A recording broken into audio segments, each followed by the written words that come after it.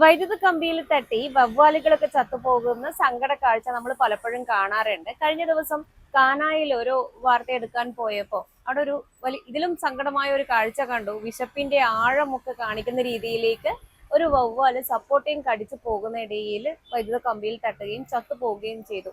1 മാസത്തോളം പഴക്കമുണ്ട്. ഇപ്പോഴും അതിന്റെ വായിൽ നിന്ന് ആ കടിച്ചു പിടിച്ചിരിക്കുന്ന സപ്പോർട്ട താഴത്തേക്ക് വീണിട്ടില്ല.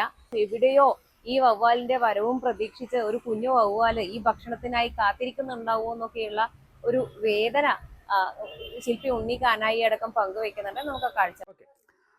1 മാസം മുന്നെയാണ് ഈ വവ്വാലിൻ്റെ ഈ ദയനീയ ചിത്രം ശ്രദ്ധയിൽപ്പെടുന്നത്. ഒരു ദിവസം രാവിലെ ഉറങ്ങണീച്ച് താഴേക്ക് വരുമ്പോൾ എന്താ പറയുക, ഒരു സപ്പോട്ട പഴം കടിച്ചുകൊണ്ട് തൂങ്ങിക്കുന്നൊരു വവ്വാല് അതിൽ നിൻ്റെ വായിൽ നിന്ന് സപ്പോട്ട പറിച്ച അതിൻ്റെ ആ വെള്ള പാല് റോഡിലേക്ക് കുറ്റി എന്താ പറയുക, ഇങ്ങനെ ആടിക്കൊണ്ട് നിൽക്കുന്ന ഏതാനും നിമിഷങ്ങൾക്കകം എന്താ പറയുക മരണം സംഭവിച്ച വവ്വാലിൻ്റെ കാഴ്ച ഇപ്പോൾ 1 മാസമായിട്ടും ഇവിടെ ഇങ്ങനെ കാണുന്നത് ഒരു വേദനാജനകമായ കാര്യം തന്നെയാണ്.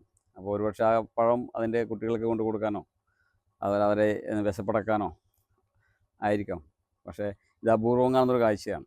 അപ്പോൾ വിശപ്പാണ് അല്ലേ, അപ്പോൾ മനുഷ്യൻ്റെ ആയാലും എല്ലാ ജീവജാലങ്ങളുടെയും. അപ്പോൾ ആ വിശപ്പോടു കൂടി മരണപ്പെടുന്ന ഒരു ജീവിയുടെ കാഴ്ച എന്നും ഏതൊരാൾക്കൊരു ദുഃഖ കാഴ്ചയായിട്ട് തന്നെ ഈ മനസ്സിൽ കാണുന്നത്. ഇതിലെ പോകുന്ന ഓരോ ആൾക്കും ഒരു നൊമ്പര കാഴ്ചയായിട്ട് മാറുന്നതൊരു വേദന തന്നെയാണ്.